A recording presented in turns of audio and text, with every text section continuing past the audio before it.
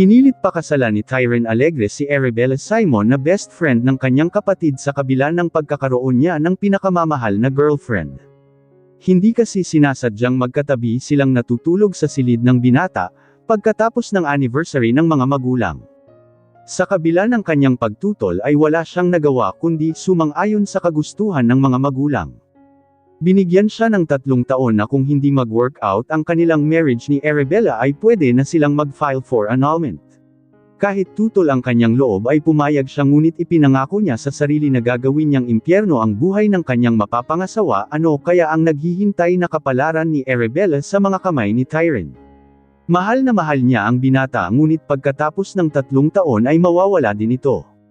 Chapter 1 OMG.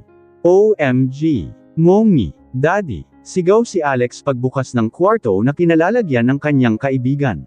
25th anniversary ng kanyang mga magulang kagabi at umuwi sila ng kanyang matalik na kaibigan mula sa Manila para daluhan ang anibersaryo ng mga ito.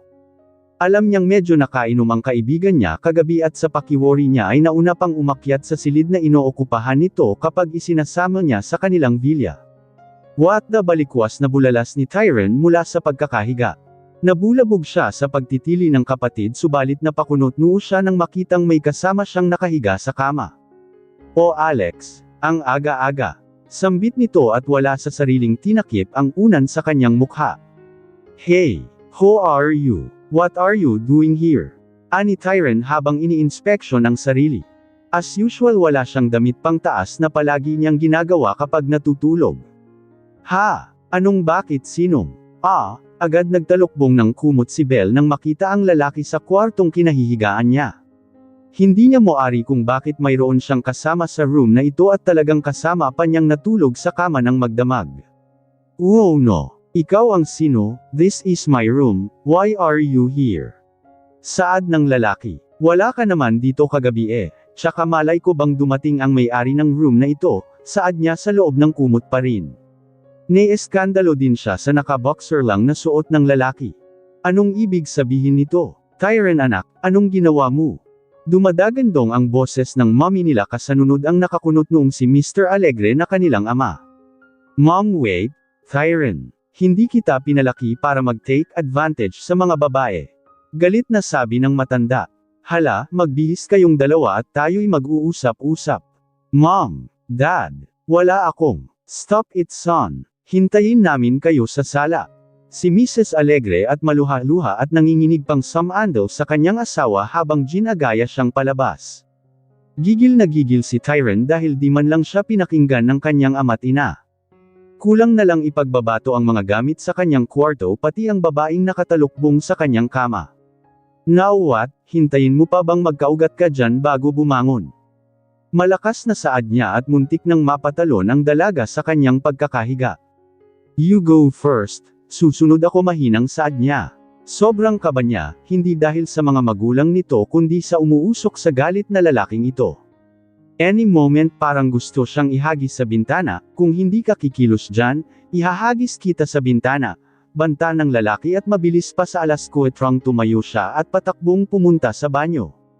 Mabilis niyang inilapat ang mukha sa gripo at naghilamos. Nag-toothbrush na rin gaya ng palagi niyang ginagawa bago lumabas sa kwarto kapag umaga. Maya-maya pa ay malalakas na katok ang nagpaigtad na naman sa kanyang ulirat. Dali-dali niyang sinuot ang nakasubject na bra niya sa banyo, wala na siyang pakialam kung gamit na ito kagabi, ang inaalala kung paano niya harapin ang tigreng lalaki. Di niya akalain na tigre ang kapatid ng kaibigan niya, gwapo pa man din base sa mga pictures na nakikita niya sa bahay ng mga ito. Nalunod ka na ba? Kasabay ng malakas na pagkalampag nito sa pinto. Can't you wait? Malakas na angle niya ng pagbuksan ito.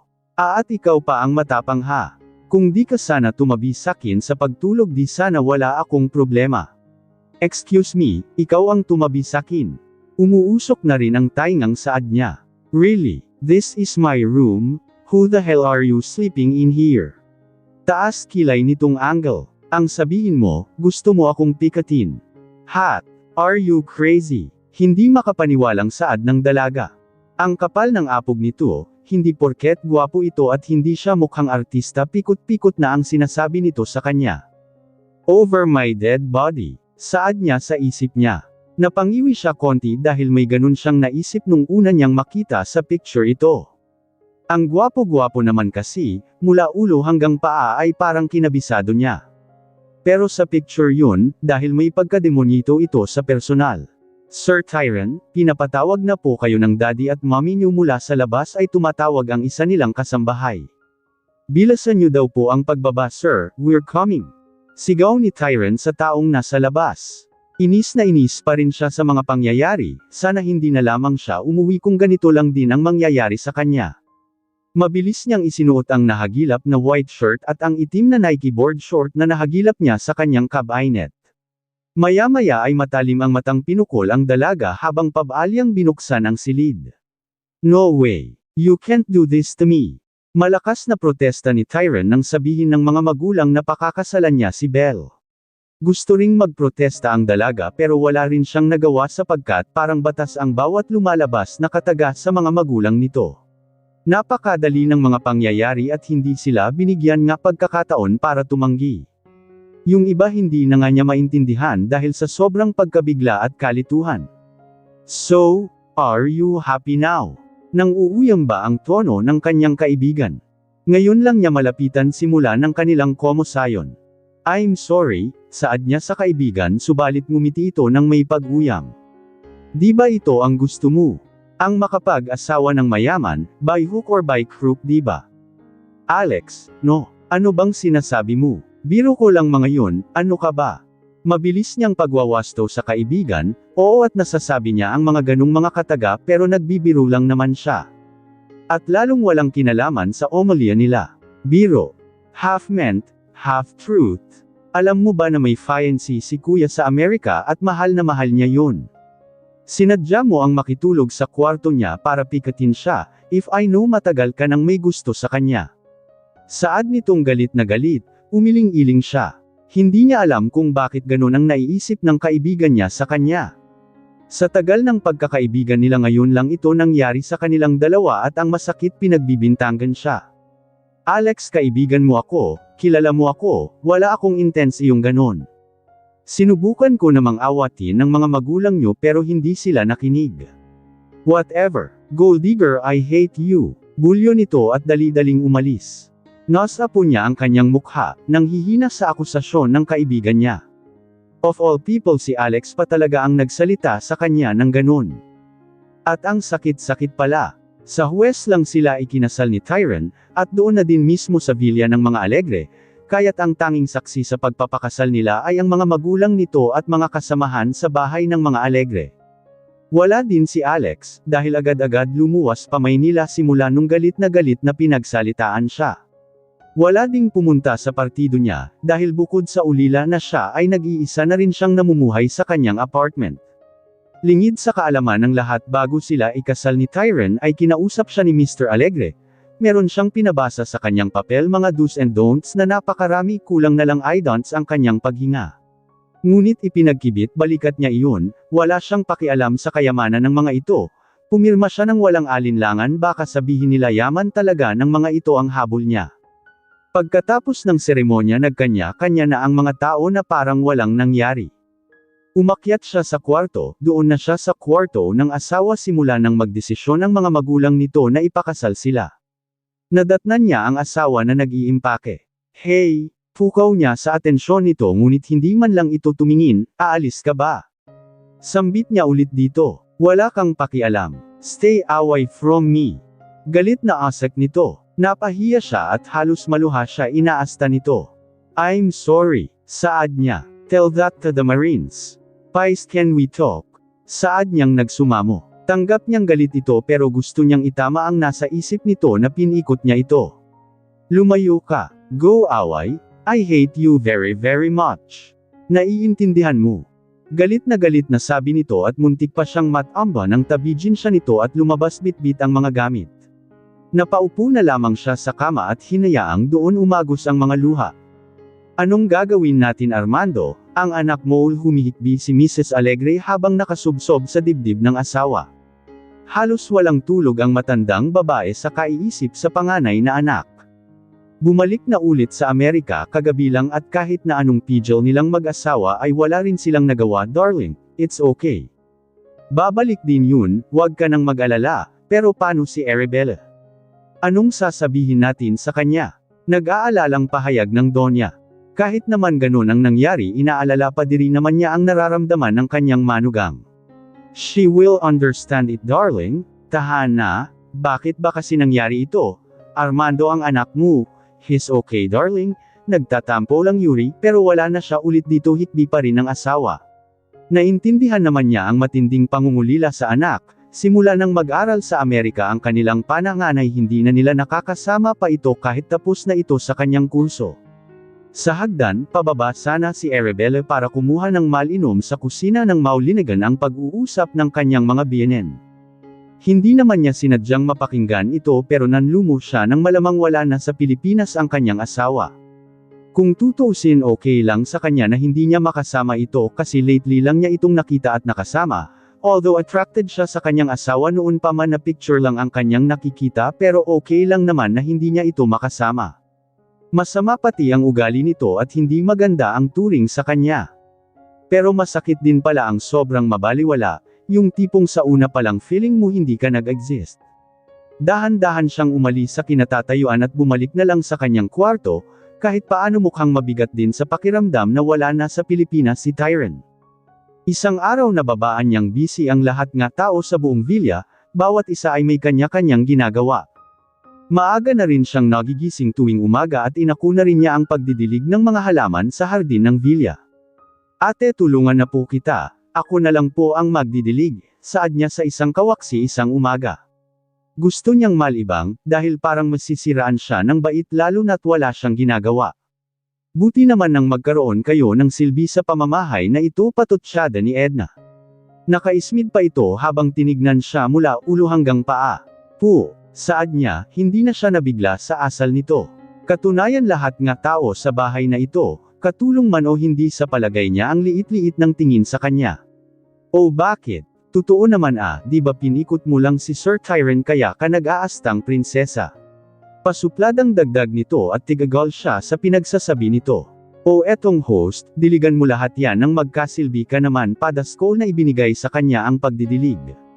Sige po, salamat, mahinahong pahayag niya dito sa kabila ng pamamahiya nito sa kanya. Dapat nasanay na siya sa mga ganang asta ng mga taong nasa paligid niya, pero paminsan-minsan kumukurot pa rin ang mga ito sa kanyang puso. Binalak niyang nagpaalam sa mga biyenan para babalik na lang siya sa Maynila, subalit nagalit lamang ang mga ito sa kanya. Katwiran ng mga ito, dito siya iniwan ni Tyron, kailangan dito din siya nito madadatnan. Ang weird, ayaw na nga siya ng mga tao dito, ayaw pa din siyang payagang umalis. And sa case nila ni Tyron, nawala na rin siya ng pag-asa, at hindi na talaga siya umaasa. Ang gone-gone sa pakiramdam kapag nasa hardin siya, dito parang wala siyang problema. Ang gaganda ng mga halaman, yung iba tanim niya at namumulaklak na rin kaya ang saya-saya niya. Alagang-alaga niya ang mga ito, kahit hapon nagdidilig din siya para mas lalong mamulaklak ang mga ito. Pagkatapos niya sa hardin ay nagtungo siya sa kusina para magtimpla ng sariling kape. Good morning po, Ate Luz, nahihiyapan niyang saad ng madatnan ang matandang katulong sa villa na halos hindi magkanda o gaga sa ginagawa. Tiningnan lang siya nito at agad pinagpatuloy ang ginagawa. May maitutulong po ba ako? Anas niya sa matanda, at tinignan niya ito ng direko. Si Ate Luz ay matagal nang naninilbihan sa mga Alegre, ayon sa naririnig niyang kwento, siya na din ang mayordoma sa villa. Halika, tulungan mo ako dito, balatan mo etong mga patatas, lahat ito, turo niyo sa mga gulay na nakaumang sa malaking mesa. Nasiyahan siya sa matanda, tanging ito lamang ang may magandang pakitungo sa kanya kahit na ang alam ng lahat ay pinikot niya ang panganay na anak ng kanilang amo. Sige po ate, ako po ang bahala sa pagbabalat ng mga ito. May okasyon po ba? Malambing niyang tanong sa matanda. Salamat kung ganun ineng, oo may bisita ang villa mamayang tanghali, magsidatingan ang mga kamag-anak ni na Sir mula pa sa mga karatig bayan. Ganun po ba? Sanadyo ho at bibilisan po natin ang paglilinis sa mga gulay na ito, nakangiting saad niya sa matanda. Nabigla pa siya nang iabot ng matanda sa kanya ang isang tasang kape. Ay naku po ate, salamat, nakalimutan ko, ito pala ang kukunin ko kaninang pumasok ako dito sa kusina, salamat po. Walang anuman ineng, salamat din at may makakasama ako sa paghahanda sa mga ito, nakangiting sagot ng matanda at tuwang-tuwa nang nararamdaman niya sa oras na iyon. Bago magtanghalian, isa-isang nagsidatingan ang mga bisita sa villa. Kitang-kita sa galaw at pananamit ng mga ito ang sopistikasyon, mapababae man o lalaki. Hey, can you give me a glass of water? Habang abala sa paghahain ay napaigtad si Arabella nang may biglang tumayo sa kanyang harapan. Napakagandang babae ito, ang puti-puti at parang Barbie. Bingi ka ba? Angle nito mula sa pag-iinspeksyon niya sa napakagandang babae. Sanage po ma'am. Wait lang po, make it quick, moron. Narinig niyang saad nito. Nag-init ang kanyang tainga sa sinabi nito. Hi iha, how are you? May kailangan ka ba? Mula sa kung saan ay malabong na boses ni Mrs. Alegre. Hi tita, I miss you. Gusto ko lang uminom, napagod yata ako sa biyahe. Oh okay iha, sandali lamang at ikukuha kita. Don't bother tita, bagsabi na ako sa katulong ninyo. Tuldok. Oh, here agad na kinuha ng magandang babae ang dala-dala ni Arabella na tubig. Meron pala kayong bagong katulong tita, nung last na punta ko dito hindi ko pa siya nakita, narinig niyang saad ng babae sa kanyang biyenan. Ngunit sa halip na sagutin siya ng ginang ay ngumiti lamang ito habang iginagaya nitong lumabas sa kinaroroonan nila. Napagkamalan siyang katulong, at bakit hindi ano ba nagkanyang suot, isang kupusing short at t-shirt na madalas niyang ginagamit. Nakaramdam siya ng awa sa sarili, hindi na pala siya nakakabili ng bago niyang damit, ng duster ng shirt at short. Paano wala naman siyang pinupuntahang iba, kung hindi sa hardin ay sa kusina at kwarto lamang naman siya. Napailing siya sa kanyang sarili. Hello everyone, kumusta kayong lahat? Dinag na dinag ni Arabella ang kumustahan at tawanan sa labas, ang saya-saya nila. Wala man lang sa pamilyang Alegre ang nakaisip na yayain siya at ipakilala sa mga bisita. Stupida, angle niya sa kanyang sarili. Sila-sila lang naman ang nakakaalam na kinasal siya sa panganay na Alegre. You know tita, nag-chat kami ni Kuya Tyron. Uwing-uwi na daw siya dito pero di niya maiwan ang girlfriend niya, mahal na mahal talaga ni Kuya si Samantha ano. And bakit hindi? She is smart, ang ganda-ganda niya. Ang ganda pa ng career. Kung hindi lang ako maliit siguradong supermodel na rin ako ngayon, dinig niyang pagbibida ng isa sa nga pinsan ni Tyron. Mas lalong na-insecure sa sarili si Arabella. Supermodel pala ang girlfriend nito, hindi katakatakang bumalik agad ito sa Amerika. She's the best for Kuya Tyron, bagay na bagay talaga silang dalawa, hi. Kilig na kilig pang saad nito. Kailangan talaga dito na magstay si TJ, mag-e-expand na naman ang shipping company, hindi nakakayanin ni Kuya Armando yun ate, kaya nga, napapagod na nga ang kuya mo. Ang dami-dami ng sakit na iniinda si Mrs. Alegre na nasa tono ang kakaibang lungkot, sana umuwi na ang pamangkin mong yun. Hayaan mo ate at kakausapin ko ang lokong yun. Di bagay sa kanya ang supermodel, gagawin lang siyang alalay, saad ng kapatid ni Mrs. Alegre at tawang-tawa naman ang lahat sa sinabi nito. Para kay Arabella isang nakakapagod na araw ang araw na iyon, bukod sa linalamon siya ng sobrang insecurity dahil sa mga naririnig niya tungkol kay Tyron at sa girlfriend nito ay talaga nga namang napagod din siya sa pagtulong mula paghahanda at pagliligpit sa kusina. Maaga siyang nakatulog kinagabihan, pagdantay pa lang ng likod niya sa kama ay agad inaagaw siya ng antok. Kinaumagahan nagising siya sa malakas na komosayon sa baba. Bilisan niyo, ang sasakyan dali, dinig na dinig niyang palahaw ng kanyang babaeng biyenan. Agad siyang bumaba at doon nakita niyang nakabulagta ang biyenang lalaki. Tita, ano hong nangyari? Agad-agad siyang lumapit sa mga ito.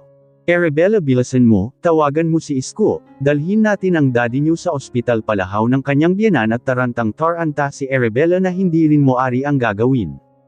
Maya-maya pa ay dumating din ang kanilang driver. Buhayin niyo ang sir niyo, bilis. Pakiusap, bilisan niyo, dalhin natin siya sa ospital. Opo ma'am, sanage po ang si Mang Isko na nataranta rin sa nakitang lagay ng among lalaki. Arabella, halika. Samahan mo ako, dalhin natin sa ospital ang daddy nyo. Opo tita, sanage po, lamulan din silang pareho sa sasakyan at agad pinaaibos ni Mang Isko ang sasakyan. Tita, magpahinga po muna kayo, relax lang po kayo, wala pong mangyayari kay tito, si Arabella sa biyenan habang hinihimas ang likod nito. Hindi ko kakayanin kung may masamang mangyari sa asawa ko. Tita wala po, malakas po si Tito. Relax lang po kayo okay? Pag-aalo niya sa matanda pero lalo lang itong umiyak. Nasa ganong eksena ang dalawa nang lumabas ang doktor. Doktor, kumusta ang asawa ko? Agad na salubong ni Mrs. Alegre sa doktor. Na-heart attack ang asawa niyo Mrs., buti na lang at agad niyong nadala sa ospital. Kung nahuli lang kayo ng 5 minuto baka maging lantang gulay na siya forever, saad ng doktor at di napigilan ng matanda ang mapaiyak. Kumusta na ngayon ang asawa ko Dok? He's fine now, mild stroke lang ang natamo niya.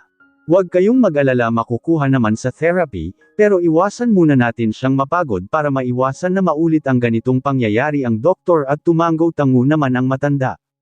Bakas na bakas sa kilos at pagmumukha nito ang matinding takot dahil sa nangyari sa asawa Tyren gustuhin mo man o hindi umuwi ka ngayon din. Halos dumadagandong ang boses ni Mrs. Alegre nang makausap ang anak sa telepono. Kung gusto mo pang makita ang ama mo, umuwi ka dito. Kung hindi kalimutan mo ng mommy mo ako, pagbabanta pa niya sa anak. At this moment, kailangan nila ang presensya ng panganay nilang anak. Hindi lamang dahil sa may sakit na ama kundi buong kabuhayan nila. Mom, uuwi ako sa isang kondisyon, paalisan niyo sa pamamahay natin ang babaeng iyon. Tyren, may sakit ang ama mo. I know, and I'm sorry to hear that Mom Pla. I wanna go home, Pais ayokong makita ang babaeng yun. Anak Pla I'm begging you, come home.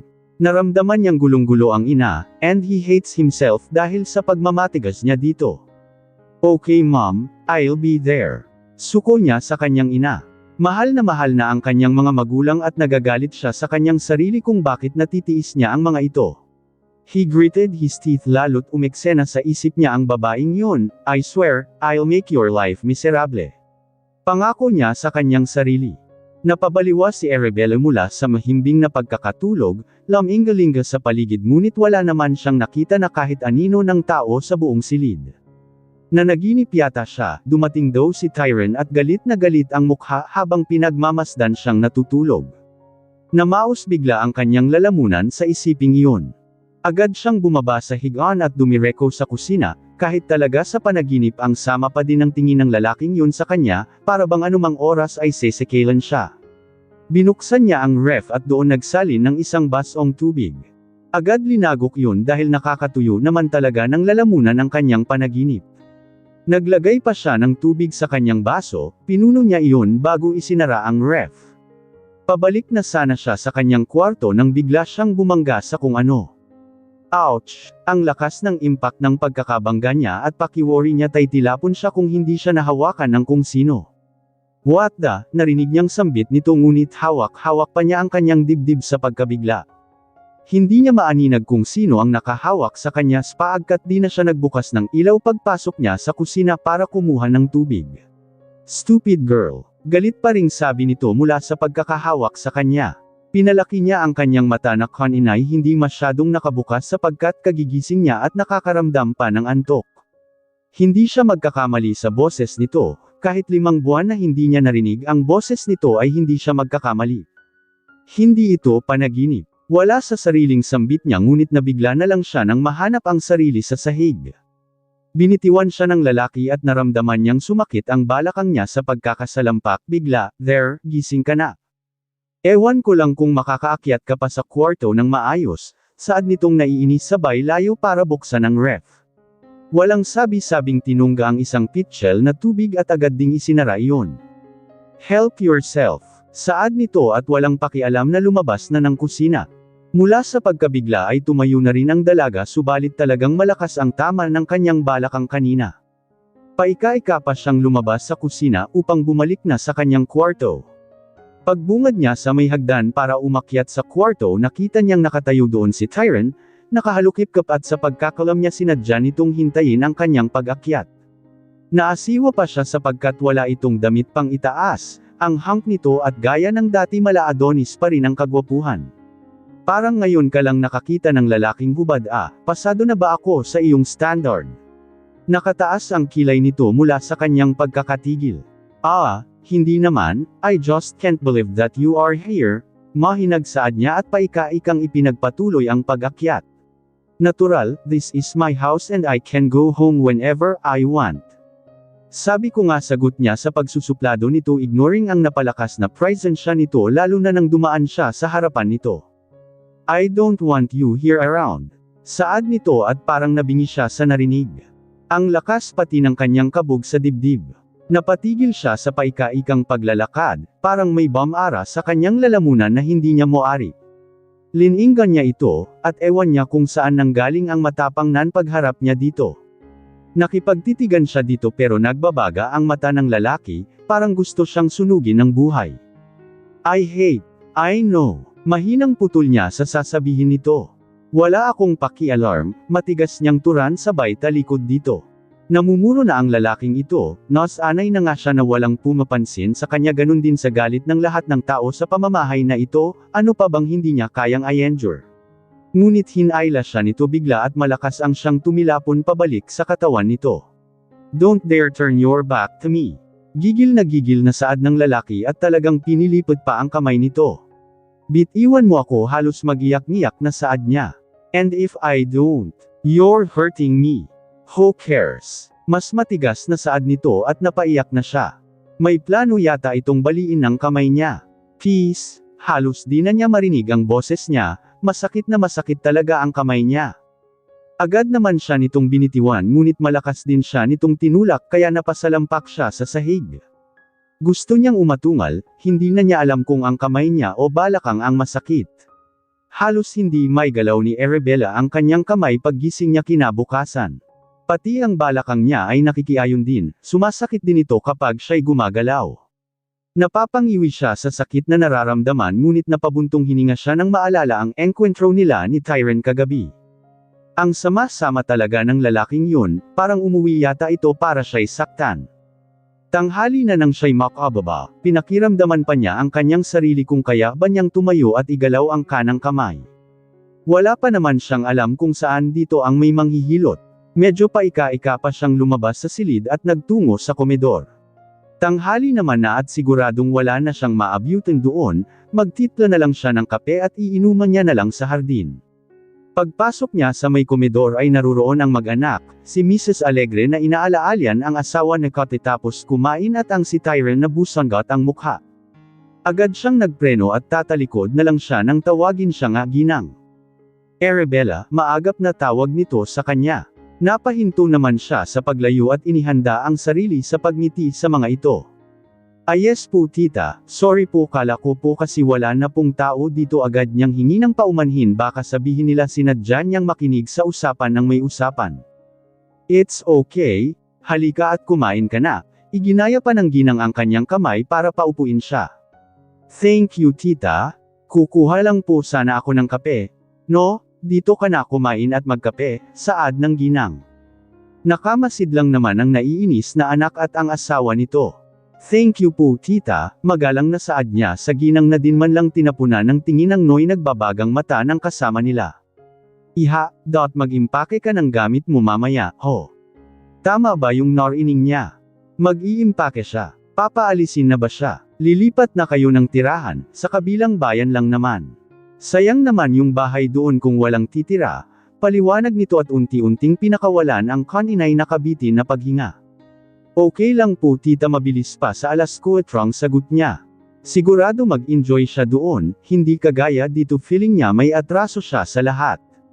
Idagdag mo ang masungit at walang awang lalaking ito na akala mo ay susunugan siya ng buhay kung makatingin sa kanya. Ano pang hinihintay mo? Kunin mo na lahat ng gamit mo nang makalios ka na dito, hindi napigil ang sabat ni Tyron. Ang sama ng dinig niya sa babaeng ito, excited ata at lumiwanag pa ang mukha sa pagkakasabing lilipat sila ng bahay. He hates this woman very much. Mukhang inosente kung magsasalita, gold digger naman. Sa isiping iyon mas lalo lang tumindi ang galit nito sa kanya, kung pwede lang pilipitin ang leeg nito ginawa na niya. Nginisyan siya nito na akala mo hindi naapektuhan sa ginawang niyang panlilisik ng mata. Magana pa itong kumain at lalong nais siya dito. Patay gutom bulong nito at pinandilatan siya ng ina. Tyron. O masungit. Kumain ka, mag-celebrate ka dahil di mo na ako makikita. Inilapit pa ni Arabella ang mga pagkain sa binata. sa katuwaan parang mas gusto na lang niyang hindi pansinin ang kasungitan nito. In your dreams, masungit pa ring saad nito ngunit mas lalo lang siyang napangiti. Pakialam ko sa'yo, basta aalis na ako sa pamamahay na ito, malayo sa'yo Songgit. Pagmamalaki niya sa isip. Iha, kayong dalawa ni Tyron ang lilipat doon sa sinabi ng ginang muntik siyang mabilawkan. Ano daw? Kasama niya ang lalaking ito. Tumaas ang kilay ng lalaki sa kanyang reaksyon. Napag-usapan Riami ng daddy niyo na it's better this way, at least we try. Malay niyo mag-work out, mom. I told you. Anak, napag-usapan na natin ito. But I don't like your idea, bakit ba pinipilit niyo gusto niyo iritadong saad ni Tyron at kulang na lang mabasag sa kamay ang hawak na baso? Dahil yon ang nakabubuti para sa inyo, that's not true. Ayaw nyo lang sa girlfriend ko kaya pinipilit nyong i-workout ang walang kwentang kasal namin ng babaeng ito galit na saad ng binata at di na napansin na mas mataas na ang boses kesa sa mga magulang nito. Si Arabella ay nakamasid lang din sa mga ito, unti-unti ay naliliwanag siya sa paghihimutok nito. Sa huli ay wala ring nagawa ang anak kundi nagpatianod na lang sa kagustuhan ng mga ito. This is my room, doon ka sa kabilang kwarto. Never ever to come inside my room. Pagalit na utos ni Tyron sa kanya nang makarating sila sa kanilang lilipatan. Isang up and down na bahay, may dalawang malawak na kwarto, may sala, kusina, laundry area, at marami pang iba. Kompleto na rin sa lahat ng gamit kaya mga damit lang ang dala-dala nil sa paglipat. Pakiwori niya ay may palaging pumupunta doon upang ma-maintain ang kalinisan nito. Narinig mo ba ako? Ugali mo pa naman ang pumasok sa may kwarto nang may kwarto sarkastiko pa nitong pahayag. Of course not. Sa iyo lang ang kwarto mo inis din niyang pahayag at dali-dali niya itong iniwan hila-hila ang mga gamit. Really? Baka mamaya hindi ko mamalayan na kitabi ka na naman malakas na pambubukas ka nito at tinaasan niya ng kilay ito. Tumawa ba iyon? Nambubus ka ba? Ngek-ngek mo. Sabi na lang niya at malakas na sinara ang pinto ng kanyang silid. Agad inaayos ni Arabella ang mga dalang gamit, pinaglalagay niya ito sa mga lagayan. Pagkatapos nito ay humiga siya sa kama upang ipahinga ng konti ang katawan. Naidlap ang dalaga at nagising siya sa andar ng sasakyan palabas. Sinilip pa niya ito ngunit nakalabas na ito sa kanilang bakuran. Bumaba siya para tignan ng maigi ang kabuuan ng bahay. Tuwang-tuwa naman siya dahil kompleto lahat ng kagamitan, punong-puno pa ang ref ng kanyang pagbuksan. Dahil hapon na naghanda na siya ng lulutuin, nagugutom na rin siya dahil nakatulog siya kaninang magtanghali kaya hindi siya nakakain ng tanghalian. Pinakaramdaman din niya ang buong bahay, ni Carlos Cus ng kasama ay wala ngunit pinagkibit-balikat niya lang iyon. Ano ba sa kanya kung nandyan o wala ang Songgit na lalaking yun? Wala naman itong gagawin kundi magalit sa kanya ng walang kadahilanan. Nakumpirma niya kinabukasan na wala pala siyang kasama, wala kasi ang kotse ng lalaki kaya siguradong wala ito sa kwarto niya. E di wow, nangingiti niyang saad sa sarili, dahil malaya siya sa kahit na anong gawin niya kapag wala ito. Halos mag-iisang buwan na siya sa bahay ngunit ni Anino ni Tyron ay hindi niya nakita. Masaya naman siya, parang bumalik lang ang dati niyang buhay na walang nagagalit sa kanya. Pumunta siya sa kabayanan para mamili ng mga kailangan niya, unti-unti na kasing nauubos ang kanyang stocks. Buti na lang hindi niya ginagalaw ang allowance na binibigay ng mama ni Tyron noong nasa villa pa siya. Ate, palimus po, pangkain lang po, isang batang pulubi na may karga-kargang bata na sa tingin niya ay hindi pa nakakalakad. Ang donges din ng mga ito, payat na payat at halatang kulang sa nutrition ng mga pangangatawan. Sige na ate Pla, nagugutom na po kami, pagmamakaawa pa nito. Tinignan niya ang paligid, may nakita siyang McDo sa malapit. Halika doon tayo, turo na sa fast food, biglang sumigla ang bata at tumalon-talon pa habang nakasunod sa kanya. Oops! Bawal kayo dito ang security guard sa kainan, isinara pa ang hawak-hawak na stick. Kuya kasama ko sila, pahayag niya sa CQ. May pag-aalinlangan pa ito ngunit napakamot na lang itong tinanggal ang stick sa pintuan. Anong gusto niyong kainin? Nakangiti niyang tanong sa bata. Ate gusto ko po ng spaghetti at ice cream, tapos fries daw po, kay bunso agad na sagot ng bata habang namimulag ang mata. Okay sige, hintayin niyo ako dito ha. Call niya dito para mag-order. Ate pwede po take out. Nasa kabilang kanto kasi ang dalawa ko pang kapatid. Tapos si tatay din po hindi pa nakain tumungo ang bata at napansin niyang biglang nalungkot ito. Oo naman, anong orderin natin para sa kanila? Masiglang sagot niya dito. Agad nagtaas ng mukha ang bata na parang hindi makapaniwala sa pagpayag niya. Talaga po ate. Oo, sandwich na anong orderin natin para sa kanila? Para kay Dennis chicken, favorite niya po. Si Andy burger na lang po at si tatay chicken na rin po. Siguradong matutuwa yun, o sige, antayin niyo ako dito ha. Saad niya dito bago pumila sa counter at masayang tumango tango naman ito. Ate maraming salamat ha. Nabusog po kami, nakatulog na ata si Bunso sa pagkabusog na tatawang saad ng bata habang palabas sila sa McDo. Wala yun, mag-ingat kayo ha. Thank you ate. Ang bait niyo po at ang ganda pa nakangiting saad nito at walang sabi-sabing ginulo niya ang buhok nito. Binola mo pa ako, oo naiuwi mo na ang kapatid mo inaantok na, sige po ate, salamat ulit. Tuldok-tuldok, God bless po, palm nito at pakaway-kaway pa siya habang papalayo ang mga ito. Pagkatapos naman niyang makuha ang pakay sa kabayanan ay agad din siyang umuwi sa bahay. Pagdating niya doon ay agad din siyang nagluto para sa sarili, sinigang na hipon ang gusto niyang ulamin kaya halos naubos niya ang 1/4 kilo na niluto niya. Pagkatapos kumain ay nagtungo siya sa garden para taniman ang mga pinamili niyang plastik kanina. Ate, pagbaba pa lang niya sa taxi ay may kumakawima sa kanya. Pagtingin niya dito ay na-recognize niya ang batang babae, halos patakbong lalapit sa kanya at may mga kasama. Kumusta kayo? Bati niya sa mga ito. Okay lang din ate, matagal ka pong hindi naparito. Saad ng batang babae. Oo may bibilhin lang, ay siya nga pala eto kunin nyo, niluto ko ikan para sa inyo. Talaga po, halos di makapaniwala sa tuwa ang mga bata at tumango siya. Sinadya niya talagang magluto para sa mga ito, ewan ba niya at hindi na nawaglit sa isip niya ang mga bata, awang-awa siya sa mga ito. Sabi ko na sa inyo ang bait-bait niya pagbibida ng batang babae at nagpalakpakan ang mga kasama nito. Meron din kanin dyan, kumain na kayo. Saad niya sa mga ito, sinigang na baboy ang niluto niya para sa mga ito. Dinamiham na rin niya para sa buong mag-anak. Thank you ate, bait-bait niyo po talaga. Ano pong pangalan niyo? Saad ng batang babae. Ako si Ate Bel ang ganda naman po pangalan niyo, kasing ganda niyo po ang batang lalaki naman na mas bata sa babae. Ako naman po Ana, si Dennis naman ito, siya naman si Andy at si Bunso naman ay si Marco. Pagpapakilala ni Ana sa mga kasama. Ikinagagalak kung makilala kayong lahat nakangiti niyang pahayag.